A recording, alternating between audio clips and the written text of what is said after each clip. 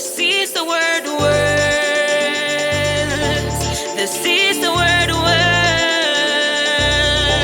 This is the word works. Oh, this is the word. Welcome back to Combining Spiritual and Academic Excellence, or CSAE Tips.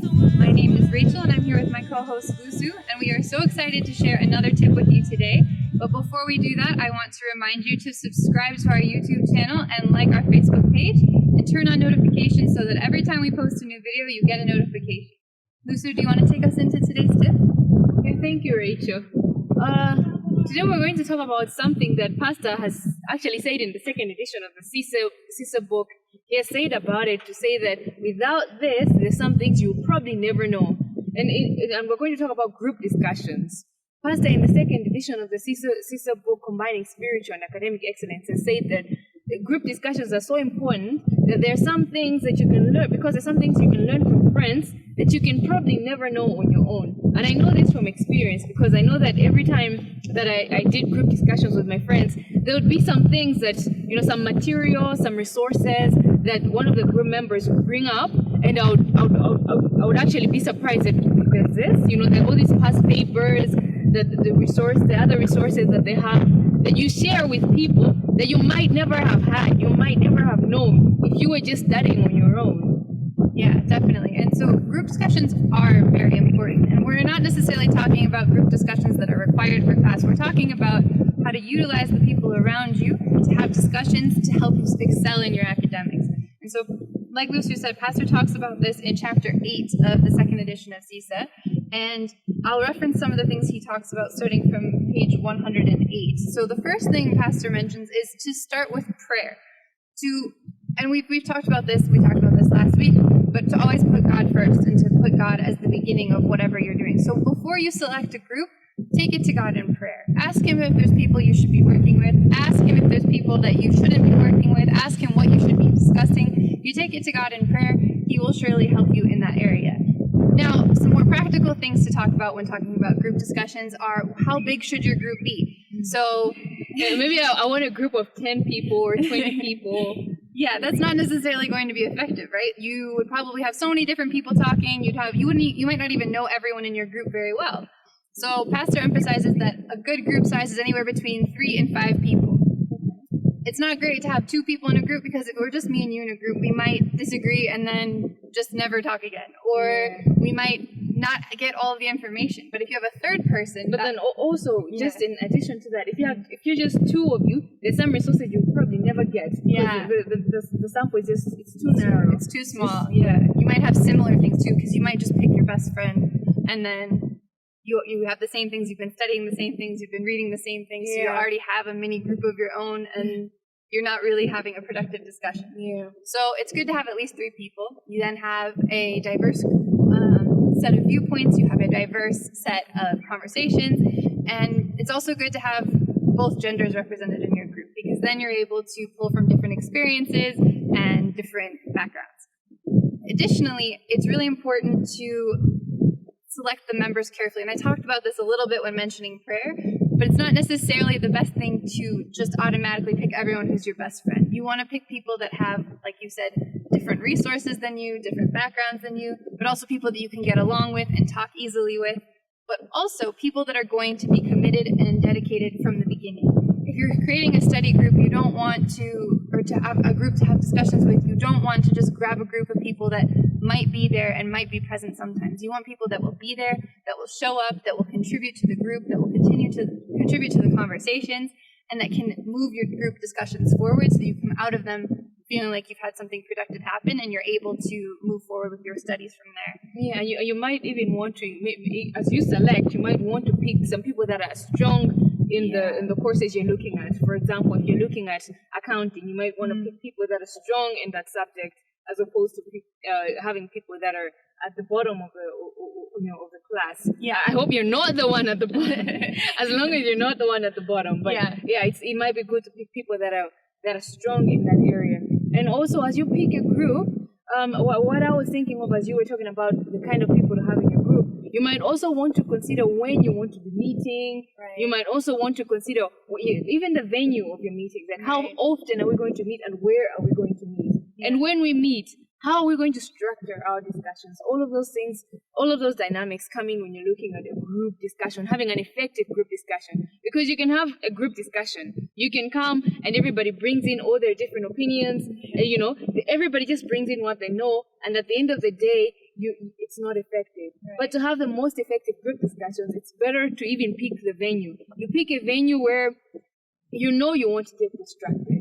If you're going to pick a cafeteria or maybe someone's room, you might want to make sure that it's a place where you won't be distracted. You might not want to do it maybe even at a time when everybody's loud. You might want to pick a time when it's maybe a bit less loud, a bit less crowded. Just think about all of these things. Think about where do we want to have it? How often do we want to meet? And even think about what topics do we want to discuss? Yeah. Because there are some things you can discuss in a group, and there are some things that it's just better to study on your own. Yeah. Because of the nature of those subjects. Maybe if you're going to do some calculations, it might be better for you to just memorize those formulas in advance as opposed to trying to memorize the formulas in a group. Right. And what I've realized with groups is the more that you give into the group is the more that you remember something. Right. For example, if I'm going to explain to you what physics is in a group, there are higher chances that I'm going to remember that in an exam than if I just study on my own and I try to remember. If I'm going to memorize some things, if I'm going to understand some things, I realize that the more I explain it, is the more that I understand it. I don't know if you've seen that later in your life, because when you explain something, even if it's preaching sometimes, the more you preach on a subject is the more you even understand it, because as you're preaching it, you're getting a particular understanding and you're even going to remember it even more. Yeah. The more that you talk about it. Definitely. Yeah. I think something else that Pastor emphasizes in the book too is to treat your group like family. To kind of what you said, openly share those things. Make sure you're having those discussions, but also to really see your group as the group that you're doing things with, and you're going to focus and do things together. And I think that also helps build you up. Makes you feel like you have a team around you, that you're all doing things together. And I think that's a really good example as well of something to keep in mind. Not just to say this is my group, but no, really invest in the relationships you have. And have like a family. Yeah, exactly. Let me cut you off there. Let's just take a quick break and have some water, and then we'll be right back.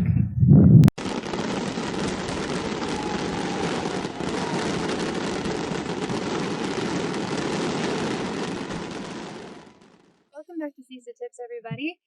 Before we took the break, we were talking about how to build an effective group to have discussions with when you're studying or when you're preparing for exams. So something else I want to emphasize that's really important with that is to plan both your group discussions and how you're going to organize your group. So really briefly, I think it's really important to plan in advance what you're going to talk about. So for a work meeting, for example, you'd have an agenda. Similarly, when you're having a group discussion with a group for school, build that out and plan in advance what you want to discuss. If you want to discuss 3 chapters in the hour that you have, plan for those 3 chapters and keep time while you're in the meeting. Also make sure someone's in those meetings, keeping it organized, taking notes, sharing those notes after, taking notes of anything that anyone has to do after the meeting. It's really useful so that when you come back to it, you're prepared and you've actually moved from the last discussion. I like that part about planning, because what I've noticed is there are some people that will hold group discussions for so long. They can hold group discussions all day, all morning, as long as they have time. You pitch in some stories, you have all of these things you're discussing, which are outside of your academics, by the way. And then, at the end of the day, you spend 3 hours, 4 hours, and you haven't really been productive.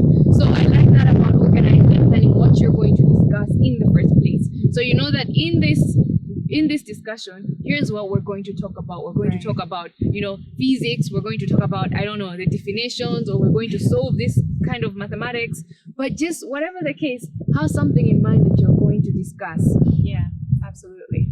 Yeah. So that's the last bit that Pastor talks about in that chapter is to always close with a prayer and take time to review your notes after the meeting. So like we said, start with prayer, talk to God about who you want to have your group with, what you should talk about, but also close with a prayer. Thank God for the time spent together. Thank God for the discussion.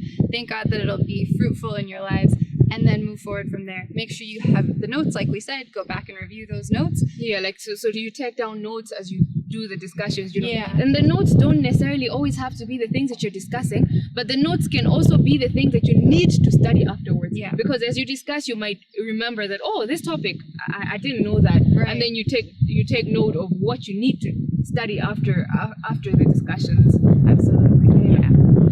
So after today, I'm sure you're going to have very productive group discussions and very productive groups. But that's all we had for today. We actually are out of time. But before we go, I want to remind you to subscribe to the YouTube channel and like our Facebook page and turn on those notifications so that you get a notification when we post our next video. But that is all we had for you today. Thank you for joining us. I am Rachel and this is Lusu. Have a great day. The word.